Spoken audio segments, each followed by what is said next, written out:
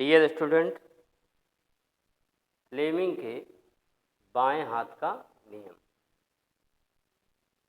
तो फ्लेमिंग नामक वैज्ञानिक ने किसी धारावाही चालक पर लगने वाले बल के संबंध में एक नियम दिए जिसे फ्लेमिंग के बाएं हाथ का नियम कहते हैं।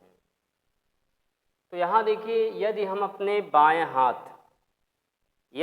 बाएं हाथ की 3 उंगलियां, जैसे ये है अंगूठा, तर्जनी, माध्यमा, ये 3 उंगलियां हैं, इसको इस प्रकार फैलाएं कि तीनों परस्पर लंबवत हो। तो ऐसे आपको फैलाना है। तो यदि अपने बाएं हाथ की 3 उंगलियां अंगूठा, तर्जनी, माध्यमा को इस प्रकार फैलाएं कि तीनों परस्पर लंबवत हो। तो जब तीनों परस्पर लंबवत होते हैं तो यहाँ पर जैसे ये उंगलियां हैं, तो ये तीनों अगर परस्पर लंबवत हैं तो इसमें तर्जनी चुंबकीय क्षेत्र की दिशा में स्थित होगा और माध्यमा धारा की दिशा में स्थित होगा, बहने वाली धारा आई। तो चालक पर लगने वाला बल जो है F अंगूठा बताएगा। तो अंगूठा जो है चालक पर लगने वाले बल के बारे में बताएगा। तो जैसे यहाँ देखिए, अगर हम मान लेते हैं कि एक स्थान है और जहाँ पर चुंबकीय क्षेत्र B है और इसमें कोई धारावाही चालक रखा गया है या चालक है जिसमें I एम्पीयर की धारा प्रवाहित की जा रही है। अब इस चालक पर एक बल बाहर की तरफ लगेगा, बाहर की तरफ, अर्थात इस चालक पर एक बल आरोपित हो जाएगा और उस बल का मान ज्ञात करेंगे लॉरेंज बल से। या धारावाही चालक के कारण जो धारावाही चालक पर लगने वाला जो बल है F बराबर IBL, इस फार्मूले से हम बल का मान ज्ञात कर लेते हैं, IBL साइन थीटा।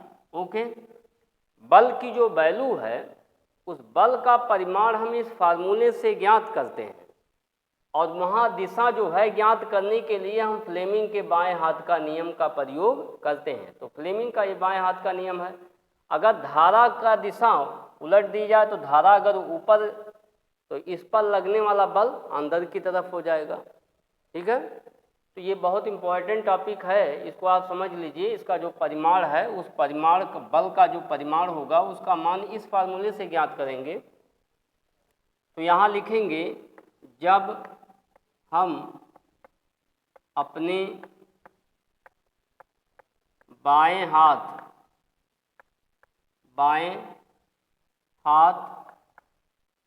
की 3 उंगलियां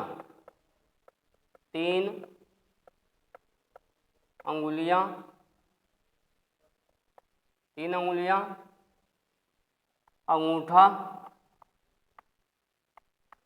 तर्जनी, माध्यमा, ओके, अंगूठा, तर्जनी, माध्यमा को इस प्रकार फैलाएं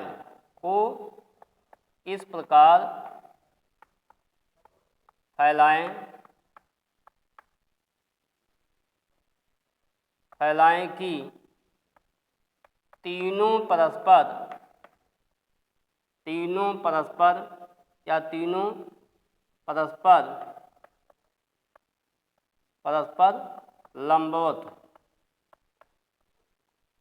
लंबवत हो। तो तर्जनी चुंबकीय क्षेत्र की दिशा, चुंबकीय क्षेत्र, माध्यमा धारा की दिशा,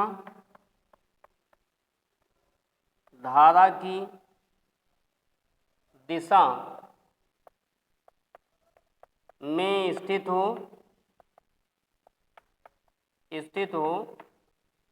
तो चालक पर लगने वाला बल,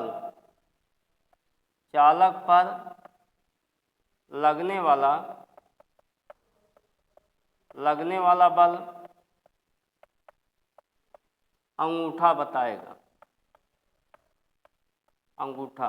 ठीक है, चालक पर लगने वाला बल अंगूठा बताएगा। ओके।